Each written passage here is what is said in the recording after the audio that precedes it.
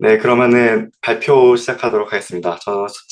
소개 정말 감사드리고요. 저는 유니스트 화학과에서, 유니스트 화학과 권태혁 교수님 실험실에 소속의 이제 이채헌이라고 합니다.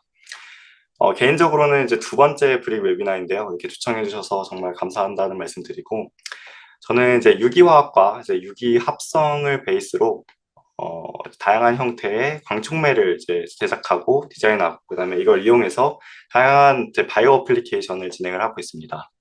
그래서 요번에 발표드릴 내용은 이제 산화적 광촉매 반응, 그러니까 ROS를 생성하는 반응을 이제 세포 안에 있는 내막계, 엔도멤브레인 시스템이나 혹은 이제 인트라셀룰러 멤브레인에서 발생시켰을 때 파이로토시스라는 좀 새로운 형태의 세포 사멸 경로를 따라서 이제 세포 사멸이 진행이 된다라는 것을 발견을 해가지고 이런 경로를 제가 연구하고 이제 공부한 내용을 이제 발표드리고자 합니다. 네, 먼저 다들 너무 잘 아시겠지만 네, 저희가 이제 생물학적으로 활동하기 위해서는 생물학적인 에너지 소스인 이제 ATP가 필요하고요. 이제 ATP를 생산하기 위해서는 당과 그 다음에 산소가 필요하죠. 그래서 당과 산소를 통해서 이제 일렉트론 트랜스포트 과정을 통해서 저희가 ATP를 생성하게 되는데 이 과정에서 우리는 필연적으로 이제 ROS를 생산을 하게 됩니다. 뭐 ROS도 여러 가지가 있지만 그중에서도 슈퍼옥사이드 레디칼이라든지 하이드로젠 프록사이드, 그다음에 하이드록실 레디칼 같은 아주 강력한 종이 나올 수도 있게 되고요. 그래서 이렇게 필연적으로 나오는 ROS가 어떤 우리 세포 안에서 어떤 신호 물질이 될 수도 있긴 하지만 이 레벨이 지나치게 높아진 경우에는 다양한 생체 분자들을 산화시킬 수 있는 산화 스트레스로 작용을 하게 됩니다. 그래서 이제 산화가 이제 DNA에 되게 된다면 뭐 에피제네틱 얼터레이션이나 아니면 돌연변이가 일어날 수도 있고요. 그 다음에 지질에 이제 산화가 된다면 리피드 퍼록시데이션을 통해서 이제 멤브레인 퍼메어빌라이제이션이 일어날 수도 있습니다. 저는 특히 이제 단백질에 주목을 하게 되는데요. 왜냐하면 단백질은 어떤 생물학적인 기능을 하는 굉장히 중요한 기본 단위이기도 하고 20가지 이상의 이제 아미노산으로 이루어져 있기 때문에 얘네들이 산화되었을 때 이제 일렉트론 덴시티에 큰 변화가 있어서 특히 하이드로포빅한 위치도 이제 하이드로필릭하게 만들어지는 부분에 좀 주목을 했습니다. 그래서 이렇게 하이드로필리시티나 이제 일렉트론 덴시티가 변화하게 되면 프로틴의 이제 접힌 구조가 이제 달라질 수가 있게 되고요. 이제 접힌 구조가 달라진다는 거는 원래 제 기능을 하지 못할 수 있다는 뜻이고, 이렇게 프로틴 멀펑션이나 프로틴 어그리게이션도 일어날 수가 있습니다. 그래서 이런 산화 스트레스에 대항해서 이제 세포들은 다양한 형태의 반응을 이제 유도를 하게 되는데요. 다양한 형태의 반응을 유도하고, 그래서 산화 스트레스를 억제하기도 하고, 이제 불필요한 부분을 제거하기도 하면서 이제 생존을 꾀하지만, 이 레벨이 지나치게 높아지는 경우에는 이제 프로그램된 세포 사멸이 이제 진행이 되게 됩니다. 그래서 ROS에 의한 프로그램된 세포 사멸은 뭐 여러 가지 종류가 있게 되는데요. 아주 잘 알려져 있는 이제 에이포토시스에서부터 시작해서 리피드 퍼록시데이션에 의해서 내게 되는 페롭토시스, 그다음에 네크롭토시스나 아니면 이번 스터디에서 중요하게 다룰 이제 파이롭토시스 같은 형태의 세포 사멸도 있습니다. 이런 세포 사멸 형태는 일종의 오르가니즘에게 보내는 세포의 신호라고 볼 수가 있게 되는데요. 이런 항상성을 유지하기 위해서 어떤 외부 자극에 대해서 이렇게 반응을 하고 있다는 표현이기도 합니다. 그래서 파이로토시스 같은 경우에는 어떤 면역 반응 그리고 염증 반응을 강하게 일으킬 수 있거나 아니면 조절할 수 있는 그런 형태의 세포 사멸이라고 볼 수도 있고요. 그래서 과학자들은 이제 ROS에 의해서 이런 프로그램된 세포 사멸이 어떻게 일어나는지 메커니즘 스터디를 진행을 하고 싶었지만 사실 이 ROS가 어떤 부분에서 시간적으로 그리고 공간적으로 어디에서 발생하는지를 이제 어떻게 발생시킬 수 있는지를 조절할 수 있는 방법이 굉장히 좀 챌린징했습니다. 저 같은 경우에는 이런 포토캐탈리스트를 이용해서 이제 외부 에너지를 받아서 어떤 우리가 원하는 반응물을 이제 생성물로 바꿔주는 그런 포토캐탈리스트를 이용해서 이러한 부분을 접근을 하려고 시도를 했는데요. 이런 포토카탈리스트의 가장 큰 장점은 우리가 원하는 생성물을 우리가 원하는 위치와 시간대에만 생성을 할 수 있다는 그런 큰 장점이 있습니다. 그래서 이걸 이용해서 보통 뭐 포토다이나믹 세라피라고 불리는 암 치료 방법이라든지 아니면은 여러 가지 질병에 대한 메커니즘 스터디 혹은 최근에는 이제 뭐 인터랙톰이나 아니면 프로테오믹스 분석을 위한 프로테오믹스 툴로서도 이제 사용이 되고 있습니다. 그래서 저는 이 포토캐탈리스트를 원하는 세포 내에서 이제 원하는 부분과 원하는 시간대에 적당하게 잘 ROS를 발생을 시켜서 이런 ROS 생산에 대한 이제 산화 스트레스가 이제 세포에 어떤 반응을 이끌어내는지 이제 알아내고자 하는 그런 연구를 쭉 진행했습니다. 그래서 어떤 단백질들이 산화되고 그래서 이런 세포 소기관들이 어떻게 반응을 해서 결과적으로는 어떻게 얘네들이 세포 사멸 형태로 이어질 수가 있는지에 대해서 제가 쭉 연구를 했었습니다. 그래서 제 처음에 했던 연구는 사실 첫 번째 타겟은 이제 마이토콘드리아 멤브레인이었는데요. 왜냐하면 마이토콘드리아 막에는 다양한 종류의 이제 다양한 종류라기보다는 일렉트론 트랜스포트 체인이 있어서 여기에서 에너지 생산이 일어나게 되고 그래서 주변에 있는 산소들이 활성산소종으로 변하게 되면서 가장 가까이에 있는 애들을 공격한다면 이게 마이토콘드리아 막이 될 거기 때문에 그래서 이 마이토콘드리아 막에서 강한 산화 스트레스가 일어났을 때 어떤 마이토콘드리아의 형태나 미세환경 변화가 있는지를 이런 거를 추적할 수 있는 광촉매를 디자인해가지고 이거를 보고한 바가 있습니다. 결과적으로는 이 마이토콘드리아의 강력한 산화가 이제 에포토시스로 이어진다는 사실을 저희가 볼 수 있었지만 사실 이것들은 이제 굉장히 많이 보고된 부분이었기 때문에 제 다음 이제 관심사는 그럼 이 마이토콘드리아뿐만이 아니라 다른 엄청 여러 가지 소기관들이 있는데 이 많은 소기관들의 막에서 대부분이 막으로 둘러싸여 있으니까요. 그래서 대부분의 막에서 이제 동시다발적으로 산화 스트레스가 일어났을 때 그 경우에는 그러면 어떤 식으로 세포가 반응을 하느냐 이거를 저희가 이제 공부를 했었습니다. 그래서 결과적으로 이제 그 이런 동시다발적인 엔도멤브레인의 산화가 이제 non canonical 인플라마점의 활성화를 통해서 이제 바이롭토시스로 이어진다는 사실을 저희가 확인을 할 수가 있었습니다. 그런데 이런 스터디를 하기 위해서는 가장 우선적으로 이런 엔도멤브레인 시스템에 제 스페시픽하게 들어가는 그런 그러니까 그런 포토카탈리스트를 합성을 하고 이제 디자인을 하는 게 중요한데요. 사실 이 부분은 좀 되게 챌린징할 수가 있습니다. 왜냐하면 이렇게 엔도멤브레인 시스템에 들어가는 물질을 이제 디자인을 하려고 하면 얘네들은 이제 멤브레인에 잘 들어가야 되기 때문에 하이드로포빅해야 되고 이제 리포필릭해야 됩니다. 하지만 너무 하이드로포빅하면 이제 솔러빌리티에 문제가 생길 수도 있고 이제 리포필릭한 물질들은 대부분 이제 플라즈마 멤브레인에 걸려서 이제 안쪽으로 잘 들어가지 못하는 경향성을 보이기 때문에 그래서 적당히 리포필릭하면서 세포를 투과할 수도 있어야 합니다. 그러면서 동시에 우리가 원하는 이제 광촉매 반응을 일으킬 수도 있어야 되죠. 그래서 결과적으로 만들어낸 게 이제 엠피필리칸 포토캐탈리스트라고 하는 이제 앞으로는 이제 BTP라고 부르는 이 분자를 저희가 태양전지 유기 태양전지에서 아이디어를 얻어서 이제 제작을 했었는데요. 이 BTP라는 물질은 이제 하이드로포빅한 파이 컨주게이션 시스템을 가지고 있고 하이드로필릭한 카르복시산을 가지고 있습니다. 그래서 일종의 전자분포가 패티시드와 조금 비슷하다고도 이제 얘기를 할 수가 있을 것 같은데요. 그래서 얘네들이 이제 멤브레인에 이제 잘 들어갈 수가 있게 되면서 또 굉장히 작은 형태의 분자이기 때문에 이제 세포 안쪽으로 잘 들어갈 수 있을 것이라고 예상을 했고 실제로도 이제 그런 현상을 확인을 할 수가 있었습니다. 이제 뿐만 아니라 이 BTP라는 분자는 트라이페닐아민이라고 하는 그런 강한 일렉트론 도너와 이제 벤조사야사야줄이라고 하는 이 BT라고 하는 요 일렉트론 어셉터로 이루어져 있어서 들떴을 때 굉장히 안정된 에너지 포텐셜을 가지고 있고 굉장히 안정된 에너지 포텐셜을 가지고 있기 때문에 들떴을 때 주변에 있는 물과 산소와 반응을 해서 강한 활성산소종을 만들어낼 수가 있게 됩니다. 그래서 가장 첫 번째로 저희가 이 BTP를 통해서 얘네들이 활성산소종을 만들어낼 수 있는지 확인하는 실험을 진행을 했고요.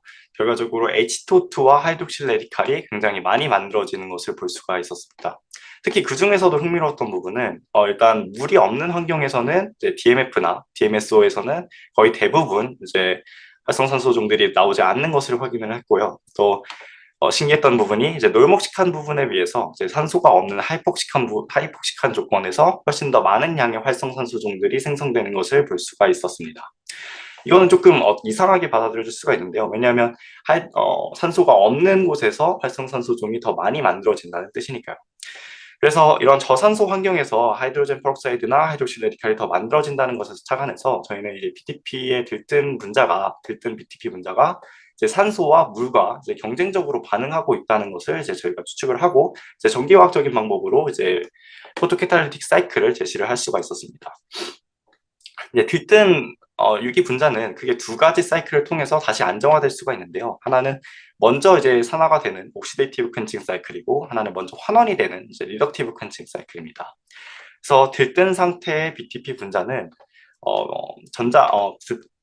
외부로부터 전자를 이제 받아들일 수가 있게 되는데요. 특히 주변에 이제 물이 많은 이제 세포 환경에서는 주변에 있는 물로부터 전자를 받아들여서 이제 하이드로젠 페록사이드를 만들어낼 수가 있게 되고, 이 하이드로젠 페록사이드는 다시 전자를 하나 받아서 이제 하이드록실 레디칼이 될 수가 있습니다. 그래서 이런 사이클이 이제 리덕티브 캔칭 사이클이 이제 되게 되고요.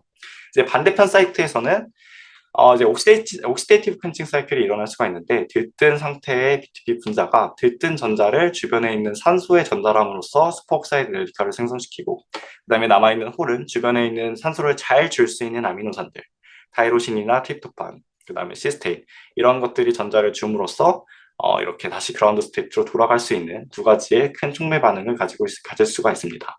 그래서 이런 각각의 반응들을 이제 전기화학적 방법으로 저희가 확인을 한 바가 있었고요. 그래서 어, 이 하이폭식한 환경, 그러니까 산소가 없는 환경에서는 이런 옥시데이티브 퀸칭 사이클이 억제가 되기 때문에 들뜬 BTP들이 전부 다 이제 대부분이 이제 리덕티브 퀸칭 사이클로 돌 수가 있어서 하이드로젠 페록사이드와 이제 하이드록실레디칼의 생성량이 증가하는 것도 확인을 할 수가 있었습니다. 그래서 이제 세포 안에서 슈퍼옥사이드 레디칼, 하이드로젠 페록사이드, 그다음에 하이드록실레디칼들이 이제 잘 생성되는 것을 저희가 볼 수 있었는데, 그렇다면 이렇게 생성된 ROS들이 세포에서 아니면 바이올로지컬하게 어떤 영향을 미칠 수 있을까?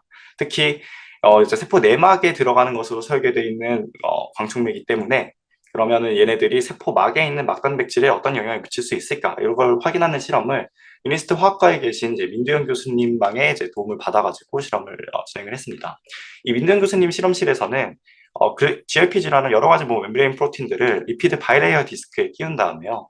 이제 각각의 이제 말단을 DNA로 핸들로 연결시킨 다음에 한쪽은 글래스 서페이스, 한쪽은 이제 마그네틱 필드에 연결시키는 이런 플랫폼을 가지고 계십니다. 그래서 이런 플랫폼을 만들어 놓은 다음에 이제 마그네틱 필드에 이제 마그네틱 폴스를 가함으로써 이 단백질들을 양쪽으로 잡아당겼다가 풀었다가, 네, 잡아당겼다가 풀었다가 할 수가 있게 되는 거죠.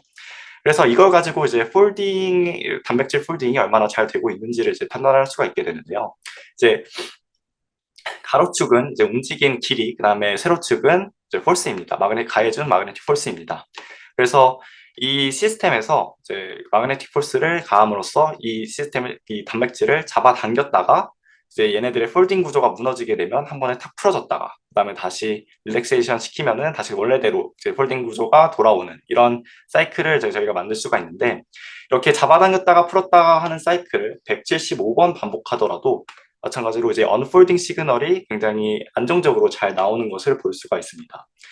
하지만 여기에 BTP를 가한 다음에 여기에 빛을 줘서 이제 산화를 시켰을 때는 16번째, 17번째 시그널 만에 이 언폴딩 시그널이 거의 완전히 이제 비가역적으로 사라지는 것을 확인할 수가 있었고요. 여기서 BTP의 농도를 높였을 때 더 이른 사이클에서 이 언폴딩 시그널이 무너지는 것을 볼 수가 있었습니다.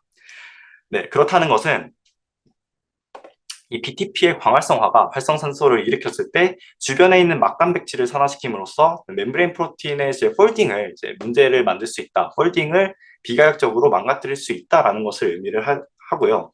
그래서 그러면은 이 BTP가 그럼 세포 안에 들어갔을 때 어디에 위치할 수 있는지를 저희가 찾아봤습니다. 이제 코로칼라이제이션 이미징으로 봤을 때 이제 골지와 이알에 주로 들어가 있는 것을 저희가 처음에 확인할 수가 있었고요. 하지만 좀 특이했던 부분은 처음에는 이제 마이토콘드리아에는 이제 무관하게 마이토콘드리아에 들어가 있지 않다가 이제 빛을 줌에 따라서 이제 이 아래에 있는 이제 BTP 분자들이 점점 더 마이토콘드리아 외막으로 가서 달라붙는 현상을 볼 수가 있었습니다. 이거는 이제 이런 BTP 리디스트리뷰션이라고 하는 이 현상이 이제 산화 스트레스를 가하면서 손상된 단백질들을 많이 만들게 되고, 그래서 ER 스트레스와 언폴디드 프로틴 리스폰스에 의해서 ER 멤브레인이 이제 마이토콘드리아와 주변에 있는 플라즈마 멤브레인에 달라붙는 이런 현상이라고 저희가 생각을 하고 있었습니다. 하지만 더 이제 깊게 저희가 이거를 확인하지는 못했지만, 그래도 이제 골지와 ER 그리고 마이토콘드리아에 있는 막단백질에 큰 영향을 미칠 수 있을 것이라는 정도는 저희가 추측을 해볼 수가 있었습니다. 그래서 그럼 어떤 단백질들이, 그럼 실제로 이제 막단백질들이 대부분 산화가 되냐, 이런 사이토졸릭 프로틴들보다도 막단백질에 더 스페시픽하게 더 산화가 되냐, 그리고 산화된 단백질들은 어떤 단백질들이 산화되는지, 이런 것들을 확인하기 위해서 좀 글로벌한 프로테오믹스 방법을 사용했는데요. 네, 그래서 BTP를 세포 안에다 투여를 하고 나서 그 다음에 빛을 줘서 산화시킨 다음에 얘네들을 전체적으로 다 꺼내서 트랜스신다이제이션 시키고 그다음에 LCMS2를 통해서 얘네들이 펩타이드에 어떤 펩타이드가 있는지 확인했습니다. 첫 번째로 가장 쉽게 산화가 되는 아미노산인 메사이온이 산화가 되어 있는 그런 펩타이드를 걸러서 얘네들이 총 6,889개의 프로틴들을 일단 걸러내었고요. 이 단백질들 중에서 이제 하이드록실 레디칼을 생성해내는 포토센시타이저이기 때문에 하이드록실 레디칼에 의해서 산화될 수 있는 모디피케이션들을 검출했습니다. 그래서 이거를 매스피크 인텐시티를 기준으로 저희가 그 광촉매 반응을 준 경우와 주지 않은 경우를 대비해서 이제 몇 배나 더 많이 산화되는 애들이 검출되었는지를 확인해 봤는데요. 총 17가지 아미노산들에 대해서 모두 전부 다 특히 트립토판, 히스티딘과 같은 이제 파이 컨주게이션을 가지고 있는 이런 단백질, 이런 아미노산들에 대해서 특히 더 많은 시그니피컨트한 산화가 특히 멤브레인 스페시픽한 프로틴들에 대해서 발생했다는 것을 저희가 확인을 할 수가 있었습니다. 그래서 이런 BTP의 산화가 이제 멤브레인 프로틴에 좀 특이적으로 잘 작용하고 있다는 것을 이제 볼 수가 있었고요. 각각 그 아미노산에 대한 프로케이노플라스를 본다 하더라도 이제 트립토판, 히스티딘, 뭐 이런 대부분 모든 단백질들에 대해서 이렇게 파란색으로 나타나는 멤브레인 스페시픽한 단백질들이 이제 빨간색으로 나타나는 사이토졸릭한 프로틴들에 대비해서 훨씬 더 많이 잘 산화되는 것을 저희가 볼 수가 있었습니다. 요거는 이제 KBSI에 계신 이제 나승진 박사님의 도움을 얻어서 이런 분석을 진행을 할 수가 있었고요. 그럼 이제 이렇게 산화된 단백질들이 어떤 역할을 하고 있는 것인가? 이거를 저희가 찾아봤을 때 대부분 이제 unfolded protein response와 관계되어 있는 단백질들, 그리고 마이토콘드리아 트랜스포트, 그다음에 골지 트랜스포트, 수송과 관련되어 있는 단백질들, 그리고 리피드 메타볼리즘에 관련되어 있는 이런 단백질들이 우선적으로 많이 산화되는 것을 저희가 볼 수 있었습니다. 이제 GO텀을 보더라도 이제 트랜스포트, 그다음에 뭐 여러 가지 트랜스포트와 이제 프로틴 폴딩, 그다음에 뭐 리피드 메타볼리즘 같은 이제 프로세스에 관계되어 있는 단백질들이 주로 이런 클러스터를 구축하고 있는 것을 볼 수가 있었고요. 그래서 지금 이 BTP가 지금 산화시키는 멤브레인 프로틴들이 폴딩 구조를 잃을 가능성이 굉장히 높은데, 그럼 이 폴딩 구조가 망가졌을 때 이거를 해결해 줄 수 있는 그런 트랜스포트 과정이나 아니면 언폴드 프로틴 리스폰스 과정이 이렇게 억제된다면 이런 프로틴 퀄리티 컨트롤에 대한 이런 프로틴 퀄리티 컨트롤에 대한 프로세스가 굉장히 많이 방해를 받을 수가 있겠고, 이제 프로틴 트랜스포트가 문제가 생김에 따라서 뭐 ER이나 이런 뭐 세포 전체적으로 이제 잘못 접힌 단백질들이 굉장히 무제한적으로 축적될 수 있는 그런 상황이 이제 발생했다라고 저희는 생각을 했습니다. 그래서 이렇게 강하게 일어날 수 있는 ER 스트레스와 이제 좀 unfolded protein response가 이제 극단적으로 일어나면서 좀 어댑티브한 UPR이 일어날 수가 있게 되는데요. 이렇게 UPR이 극단적으로 일어날 때 이제 일어나는 현상이 대부분 중에 하나는 이제 칼슘 아연이 이제 ER로부터 이제 마이토콘드리아 쪽으로 이제 넘어가서 이제 마이토콘드리아의 칼슘 아연 농도가 굉장히 높아지는 현상이 있습니다. 이게 이제 칼슘 모빌라이제이션이라고 하는 현상이 어댑티브 UPR에 좀 증거로서 이제 사용이 될 수가 있게 되는데, 그래서 저희는 칼슘 아이온 인디케이터인 이제 러드2라는 물질을 이용을 해서 이 러드2와 이제 마이토 트래커를 다시 친 다음에 같이 세포에 친 다음에 그다음에 BTP로 이제 산화 스트레스를 주고 나서 이제 러드2의 시그널 변화를 관찰했습니다. 그래서 활성산소종이 이제 만들어지는 동안에 30초 만에 이런 러드2의 시그널이 이제 급격하게 증가하는 것을 저희가 확인을 할 수가 있었고요. 그리고 이제 급격하게 증가한 러드2 시그널 이후에 이제 마이토콘드리아의 모양이 이제 스웰링이 급격하게 일어나는 것도 저희가 볼 수 있었습니다. 그래서 0초 그리고 30초 동안 이제 산화를 시켜주었을 때 이제 라인 컷 이미지를 보시게 되면 이제 마이토 트래커와 이제 파란색이 이제 마이토 트래커의 시그널이고요. 빨간색이 이제 러드2의 시그널인데 0초일 때는 이제 거의 산화를 주기 전에는 거의 대부분 겹치지 않고 있다가 이제 30초 동안 빛을 주었을 때 이렇게 잘 겹치는 것을 이제 볼 수가 있었습니다. 그래서 30초 이후에 굉장히 빠른 시간 안에 이런 이 아래 뭐 이런 굉장히 그 폴딩 구조가 무너져 있는 그런 단백질들이 많이 축적돼서 이런 스트레스 때문에 UPR이 일어나면서 결국 이제 마이토콘드리아로 칼슘 아연이 넘어간다라고 볼 수가 있었고요. 이렇게 마이토콘드리아로 넘어감에 따라서 이제 마이토콘드리아도 손상을 많이 받게 되는데 이제 디폴라라이제이션이 일어나고 또 스웰링을 통해서 마이토콘드리아 피션과 퓨전 같은 것도 이제 슈퍼 레졸루션 이미지로 관찰을 할 수가 있었습니다. 또 이런 칼슘 모빌라이제이션 이외에도 이제 포타슘도 이제 세포 안에서 이제 바깥으로 이제 이동하는 현상이 또 관찰이 될 수가 있는데, 이런 그 멀 어댑티브 UPR의 일환으로 이런 포타시움의 방출도 이제 관찰이 되는 것을 볼 수가 있었습니다. 그래서 결과적으로는 이런 세포가 잘 죽는다는 것을 저희가 프로피듐 아이오다이드와 칼세인 아이엠 시간을 통해서 볼 수도 있었고, 그다음에 사이토톡시시티 어세이를 통해서 특히 이제 뭐 저산소 환경인 이제 판크레아틱 캔서셀에서도 오히려 저산소 환경에서 세포들이 더 많이 죽는 것도 저희가 확인을 할 수가 있었습니다. 그러면 이렇게 세포가 죽는 것들이 어떤 프로세스에 의해서 죽는 것인지 저희가 확인하는 실험을 진행을 했는데요. 일반적으로 알려져 있는 에이포토시스 과정은 이제 보시는 것처럼 좀 굉장히 익숙한 이미지인데요.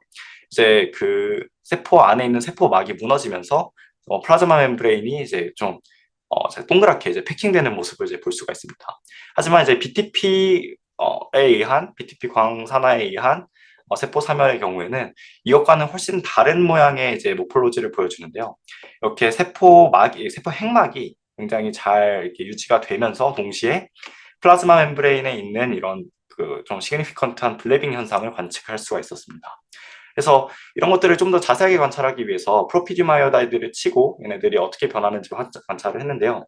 일반적으로 생긴 에이포토시스 과정이나 아니면 포토프린 같은 경우는 네크롭토시스를 뭐 일으킨다는 보고가 있는데, 이런 알려져 있는 세포 사멸을 위한 관광각제들 같은 경우에는 빛을 주고 나서 프로피듐 아이오다이드를 치게 되면 얘네들이 핵 안으로 들어가서 DNA와 RNA를 염색시키는 것을 볼 수가 있습니다. 하지만 BTP 포토캐탈리시스 이후에는 얘네들이 핵막이 이제 그대로 유지가 되기 때문에 이 안쪽으로 들어가지 못하고 대신에 이제 약하게 주변에 있는 뭐 마이토콘드리아의 DNA나 RNA를 염색하는 것으로 지금 보이는 것을 볼 수가 있습니다. 그러면 이런 형태의 세포 사멸이 어떤 것 때문에 일어날 수 있는지, 저희가 그 세포 내막을 타깃하는 포토센시타이저이기 때문에 얘네들이 산화 스트레스가 가해졌을 때 지방도 이제 산화될 수가 있잖아요. 그러니까 이런 현상들이 리피드 퍼록시데이션에 의한 결과인지 이걸 좀 궁금해가지고, 그래서 리프록스테틴이라고 하는 것은 이제 리피드 퍼록시데이션에 대한 이니비터고요. GVAD, FMK라고 하는 것은 판캐스페이즈 이니비터인데, 이제 각각을 쳤을 때 어떻게 이제 세포 사멸 형태가 달라지는지를 확인을 해봤습니다. 이런 형태의 이제 세포 사멸이 리프록스테틴을 쳤을 때는 그 변화가 없었고요. 그다음에 캐스페이즈 이니비터인 VAD, FMK를 쳤을 때는 이런 형태의 세포 사멸이 어느 정도 억제되는 것을 이제 볼 수가 있었습니다. 따라서 저희가 이제 이 BTP가 일으키는 세포 사멸 형태가 캐스페이즈에 의한 세포 사멸이다, 프로그램된 세포 사멸이다, 이렇게 볼 수가 있었습니다. 그래서 이제 캐스페이즈 디펜던트한 프로그램 셀 데스가 무엇이 있는지 이렇게 저희가 찾아봤을 때 크게 두 가지의 경우가 있습니다. 첫 번째는 아주 잘 알려진 에이포토시스 경로고요. 두 번째는 이 인트로덕션에서 잠깐 얘기했던 이제 파이롭토시스 경로인데요. 이 파이롭토시스 같은 경우에는 이제 패소제닉 몰레큘, LPS와 같은 패소제닉 몰레큘 혹은 이제 병원체들의 감염이 됐을 때 일어나는 세포 사멸로 알려져 있습니다. 병원체에 의한 세포 사멸 경로이기 때문에 얘네들이 일어날 때에는 굉장히 라이틱하게 세포 안에 있는 이런 내용물들이 막 분출되면서 강한 면역 반응과 그다음에 염증 반응을 일으키는 것으로 알려져 있습니다. 그래서 이 파이롭토시스 같은 경우에는 이 그 패소제닉 몰레큘들이 인플라마좀들을 자극해서 인플라마좀들이 액티베이션 되면 캐스페이즈 1이나 4, 5와 같은 이런 캐스페이즈들이 활성화돼서 결과적으로 이제 가스더민이라고 하는 이제 그 세포막에 이제 구멍을 뚫어주는 이런 단백질들을 활성화함으로써 이제 진행이 되게 되는데요. 그래서 이런 라이틱한 셀데스의 형체를 가지고 있는지 확인하기 위해서 세포 안에 있는 LDH가 얼마나 잘 방출되는지를 확인을 했습니다. 그래서 BTP에 이제 빛을 주고 나서 이제 다른 조건들, 이제 파이롭토시스를 일으킨다고 알려져 있는 LPS 프라이밍 이후에 나이트로신 조합, 그리고 잘 알려져 있는 포토센시타이저인 C6에 이제 빛을 주는 이런 조건들에 비해서도 대부분의 훨씬 더 많은 양의 이제 LDH가 세포사멸 이후에 방출되는 것을 볼 수가 있었고요. 이 파이롭토시스의 특징적인 이제 단백질인 이제 가스더민 D가 액티베이션 돼야, 가스더민 D 혹은 가스더민 E가 이제 액티베이션 돼야 이제 파이롭토시스가 일어나는데, 가스더민 D의 액티베이션도 저희가 확인할 수가 있었습니다. 그럼 이 세포 사멸이 이 가스더민 D에 의해서만 일어나는 것인가, 이 파이롭토시스가 가스더민 D에 의해서 일어나는 것인가, 이걸 확인하기 위해서 미하에 있는 제임스 교수님 연구실로부터 가스더민 D가 너그아웃되어 있는 매크로파지를 받아서 이제 실험을 해봤을 때 이제 매크로파지가 이제 가스터민 D가 너그아웃되어 있는 셀 라인은 이제 BTP에 이제 광활성화를 준다 하더라도 이제 에이포토틱한 세포 사멸 형태를 보였고요. 반면에 이제 와일드 타입의 매크로파지들은 이렇게 파이로토틱하게 이렇게 터져 있는 모습을 볼 수가 있었습니다.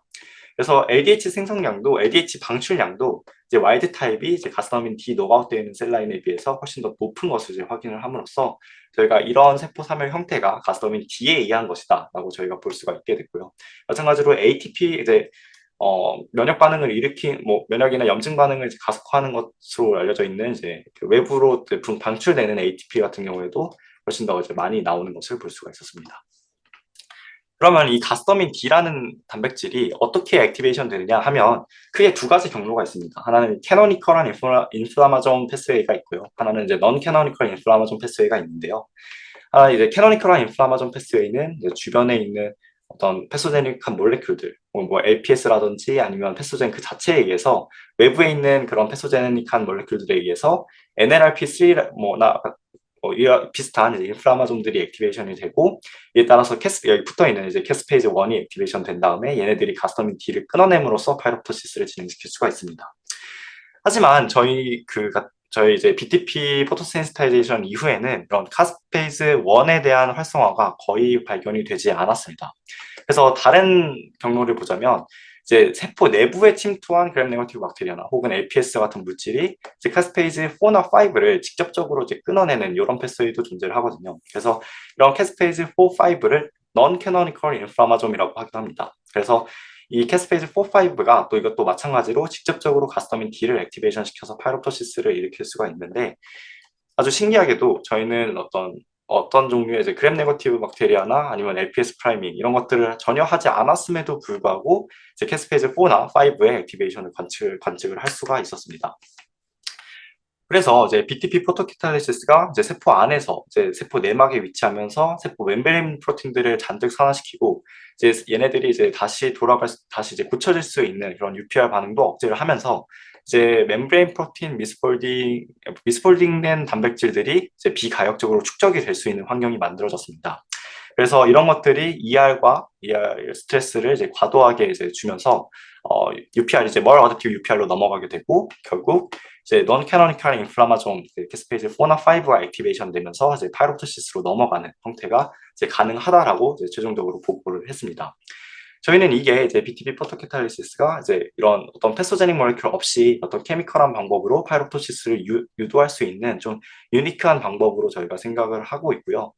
그래서 이제 이거를 이제 다시 한번 이제 정리해서 말씀드리면 저희가 이제 만들어낸 BTP라는 포토센시타이저가 이제 물이나 이제 산소로부터 슈퍼옥사이드 레디칼이나 하이드록실 레디칼을 만드는데 이가 세포 안에서 이제 다양한 종류의 이제 엔도멤브레인 시스템에 들어가게 되고요. 그래서 산화를 시켰을 때 이제 잘못 접힌 이제 단백질들이 아주 비과학적으로 축적이 되게 되고 이제 ER 스트레스와 이제 칼슘 모빌라이제이션, 그다음에 포타슘 모빌라이제이션 그리고 이제 캐스페이즈 4나 5의 액티베이션과 결과적으로는 가스터민 D 액티베이션을 통해서 파이로토시스가 일어나는 경로를 저희가 보고를 할 수가 있었습니다.